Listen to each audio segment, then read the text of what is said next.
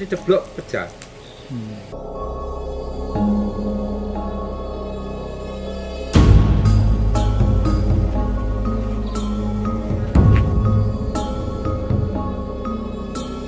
Rindian kan deh. Saya kan bungsu yang sakti-sakti kemana kan.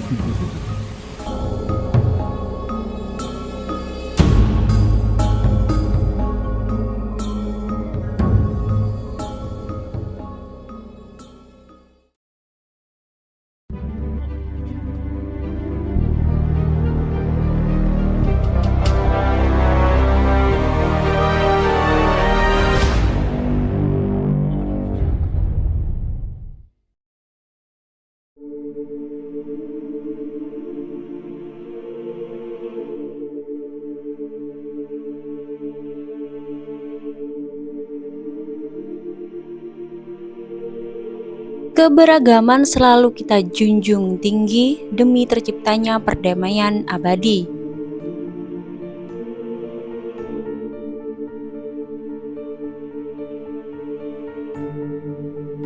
Dan dari sekian bentuk keberagaman di Nusantara ini, kami menemukan adanya keberagaman informasi terkait satu lokasi yang sedang kami telusuri.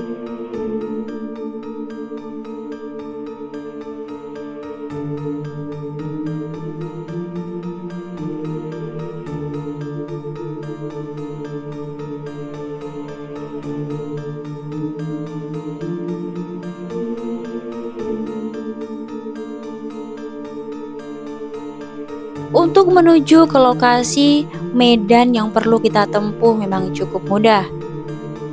Karena letaknya cukup dekat dengan jalan provinsi dan akses jalannya pun sudah mendapat perhatian dari pemerintah.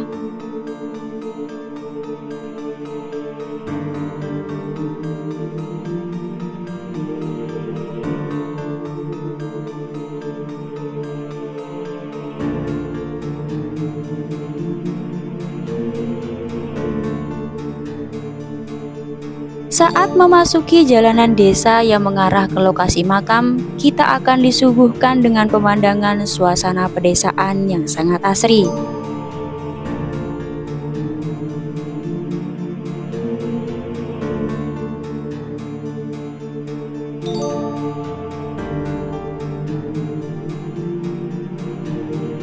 Jika biasanya kita sering mendengar petuah para guru, bahwasanya ada salah satu walinya Gusti Kang Akaryo Jagat yang bergelar Mastur, atau seorang wali yang menyembunyikan diri dengan berkamuflase layaknya masyarakat biasa. Maka kali ini kami menemukan sebuah makam yang tersembunyi dan seakan berkamuflase di antara makam-makam lain. Kenapa bisa begitu? Sebab makam ini tidak banyak diketahui oleh masyarakat sebagai salah satu makam keramat. Hanya segelintir orang saja yang mengetahuinya, sehingga peziarah pun sangat jarang datang ke sini. Dan tidak butuh waktu lama, kami pun akhirnya tiba di lokasi. Dulunya, di tengah-tengah area pemakaman ini atau di dekat lokasi makam utama, terdapat satu pohon yang sangat tua dan sudah berusia ratusan tahun. Kabarnya, pohon itu menaungi makam bercungkup yang ada di tengah-tengah area pemakaman ini.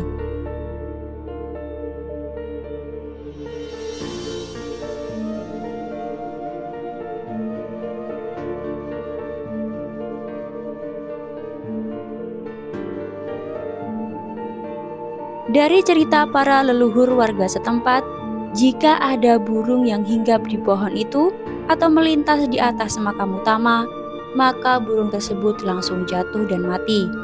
Kekeramatan makam ini juga masih diyakini masyarakat hingga sekarang. Kabarnya, makam ini tidak ingin dikenal banyak orang, sehingga jika ada upacara-upacara tertentu yang diadakan di daerah sekitar, seperti hajatan, lalu pengeras suara dihadapkan mengarah makam ini, maka pengeras suara itu akan rusak. Bayangkan jika ada sound horeg yang cek sound di sini dan dihadapkan ke arah makam, mungkin akan langsung gagal ikut karnaval. Manuk mitok nanti ceblok pecah.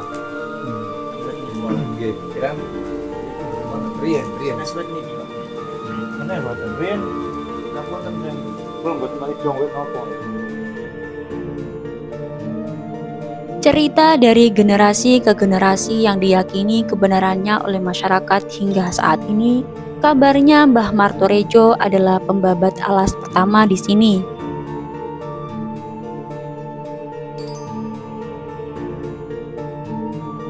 Mbah Martorejo sendiri adalah seorang yang berasal dari Yogyakarta dan merantau ke Jawa Timur. Tujuan pertamanya adalah bersemedi ke Alas Purwo. Kemudian selama puluhan tahun Mbah Martorejo berpindah-pindah lokasi pertapaan sembari membuka hutan atau babat alas, mulai dari selatan hingga ke utara. Di tengah pertapaannya saat membabat alas itu, Mbah Martorejo tiba-tiba mendapatkan wangsit. Jika beliau menjumpai sebuah tempat yang tanahnya subur, terdapat makam di utara aliran sungai, dan di timurnya ada pohon lo berusia ratusan tahun, maka beliau disuruh untuk menetap di sana. Ketika tiba di lokasi yang sesuai wangsitnya itu, Mbah Martorejo pun menemukan adanya 2 makam di lokasi ini. Dari wangsit yang diterima Mbah Martorejo, makam ini diyakini sebagai makam Prabu Tawang Alun dan di sebelahnya merupakan makam Mbah Darwi, yang mana Mbah Darwi ini kabarnya adalah guru spiritual Prabu Tawang Alun.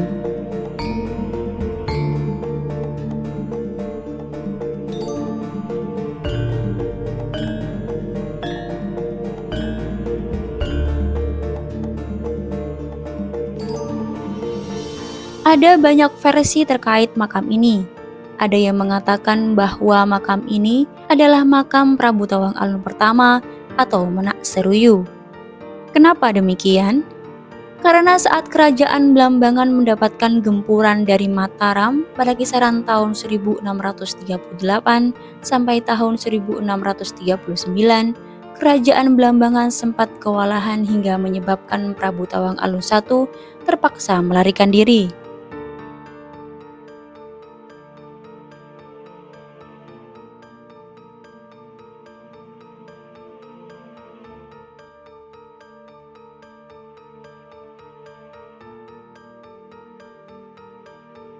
Lokasi pelarian yang menjadi tempat persembunyian Prabu Tawang Alun I ini tak lain adalah daerah Kedawung.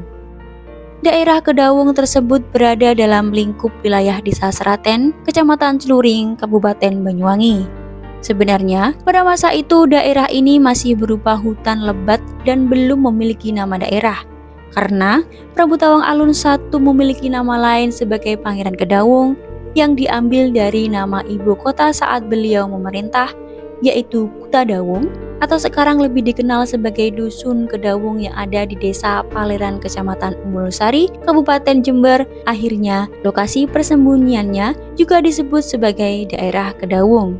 Tapi, nama dusunnya sendiri sebenarnya adalah Dusun Sukodadi, Desa Seraten, Kecamatan Celuring, Kabupaten Banyuwangi. Hanya saja, penamaan Dusun Sukodadi ini bisa terbilang masih baru atau mungkin baru diberi nama Sukodadi saat Kabupaten Banyuwangi berdiri. Sedangkan masyarakat setempat tetap menyebut daerah ini sebagai daerah Kedawung mengikuti penyebutan daerah yang dikenal oleh para leluhur setempat. Versi kedua mengatakan bahwa makam ini merupakan makam Prabu Tawang Alun kedua. Alasannya karena Prabu Tawang Alun II menyandang gelar sebagai Susuhunan Macan Putih, di mana gelar tersebut biasanya disandang oleh raja-raja Islam pada masa itu, seperti Susuhunan Hanyokrokusumo atau Sultan Agung, yang semasa dengan Prabu Tawang Alun I dan Prabu Tawang Alun II.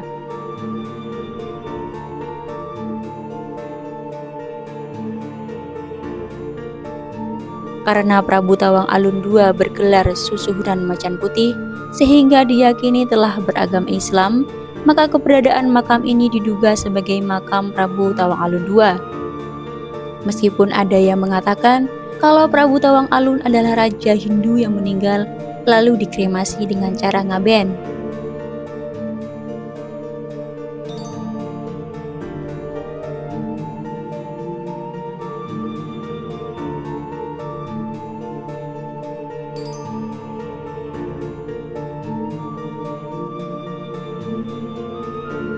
Banyak daerah-daerah di Nusantara khususnya di Jawa yang menggunakan sebutan berbeda dengan nama dusun atau desa mereka.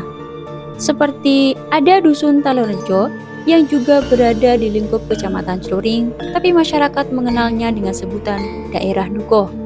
Dusun Tanjung Rejo tapi disebut sebagai daerah Lambong, desa Ringin Putih tapi disebut juga dengan daerah Berasan, dan lain sebagainya.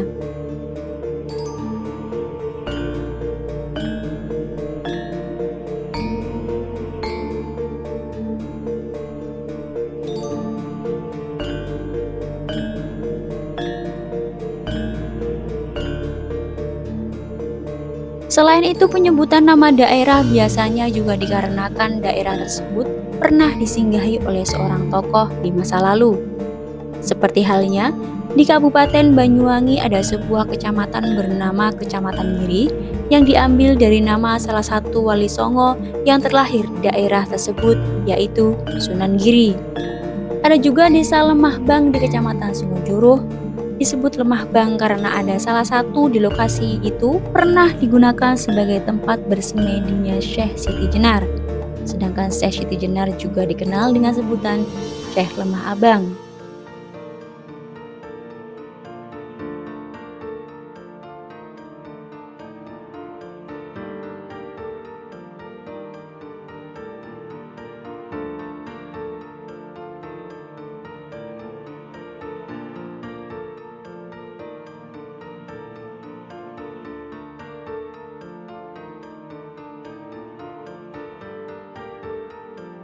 Selain perbedaan versi tentang makam ini, ada juga perbedaan versi tentang pembabatan alas daerah ini. Jika tadi kita mengenal Mbah Martorejo sebagai pembabat alas Kedawung, maka ada versi lain yang mengatakan kalau pembabat alas daerah Kedawung ini adalah rakyat Blambangan yang menyelamatkan diri setelah peperangan. Pimpinan mereka bernama Ki Gede Gite. Beliau merupakan penggembala gajah karena tugasnya yang menggembalakan gajah kerajaan yang selamat dari perang. Maka disebutlah sebagai Mbah Gite yang artinya pecut atau cambuk. Sedangkan kata seraten diambil dari kata serati yang artinya tonggak atau batu yang ditancapkan ke tanah dan berfungsi sebagai tonggak untuk mengikat gajah. Karena itulah desa ini disebut Desa Seraten. Sebagai bukti bahwa pembabat alas Desa Seraten dan daerah Kedawung adalah Mbah Gite, tak jauh dari lokasi makam Prabu Tawang Alun terdapat makam Mbah Gite.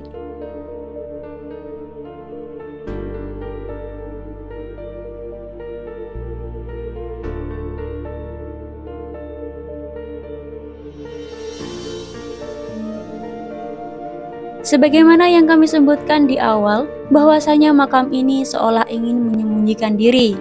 Gapuro pintu masuk makam yang bertuliskan makam Prabu Tawang Alun pun diletakkan di arah timur makam. Sehingga jika kita melihatnya dari pintu masuk area pemakaman dan baru pertama kali ke sini, mungkin kita akan mengira bahwa makam ini adalah makam keluarga sebagaimana pada umumnya. Bahkan, jika kita mencarinya melalui Google Maps dengan kata kunci makam Prabu Tawang Alun, maka kita tidak akan menemukannya dan hanya diarahkan pada situs Keraton Macan Putih.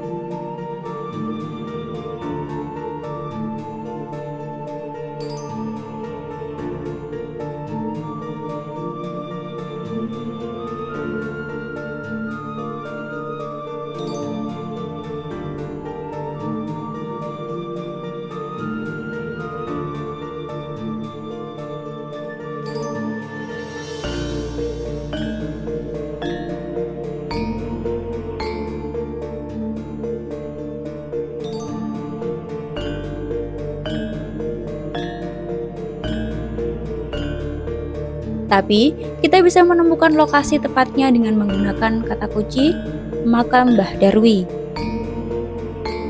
Terlepas dari semua perbedaan versi tersebut, kami hanya ingin membagikan informasi untuk memperkaya perspektif kita bersama. Tidak ada maksud untuk menggurui ataupun mengaburkan sejarah.